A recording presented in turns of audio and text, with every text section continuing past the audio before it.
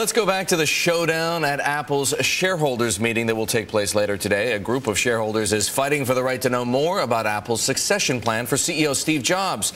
Right now on the phone we have Tavis McCourt, an analyst at Morgan Keegan. He's one of the most accurate forecasters on Apple, making him a Bloomberg best.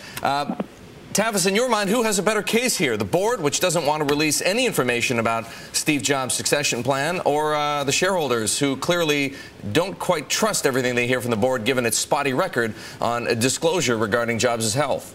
Yeah, I actually side with the board on this one. The board's case is pretty simple, and it is that they do have a succession plan, but to make that succession plan public would only help their competitors and potentially would cause some senior executives to leave. Ultimately here, though, isn't the board to a certain degree paying the price for its, like I say, spotty disclosure record on Steve Jobs' health in the past, and the way that it has dribbled this information out, even most recently with that memo, hardly the way that you would expect a board to announce, the deteriorating health of its CEO? Well, I mean, I think the most recent memo was properly done. The problem is in the past, the previous couple of times, it wasn't done as transparently and as quickly as the most recent one. And I think that it's certainly a valid point that from the outside looking in, it appears that the board's been less than honest with his health over time. But I think in terms of this specific issue, I do tend to agree with the board that outlining their succession plans in public could cause a rift amongst Apple senior managers, many of whom might think they're the next guy. Tavis, what happens if this proxy resolution actually passes?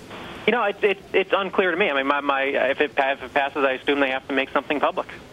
And, okay, so let's try to game out a couple of scenarios there. Presumably, the man at the top of that list is Tim Cook. How do you think the stock reacts if Tim Cook is named the probable successor, the heir apparent to Steve Jobs? He's had a pretty good track run as the interim CEO. Yeah, I mean, I think it's because of that, it's a non-event. I mean, I think the investors are aware of him, know him quite well. He's obviously performed very capably in Jobs' previous absences, and so, I think it only becomes an issue if it becomes somebody other than Tim Cook.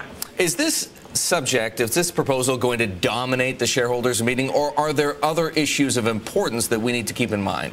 As far as I know, this is the only major issue. Other ones are more detail-oriented, recommending the same auditors as last year and renewing board memberships and so forth. All right, Tavis, thanks so much for joining us. Tavis McCourt, an analyst and managing director at Morgan Keegan. He is a Bloomberg best.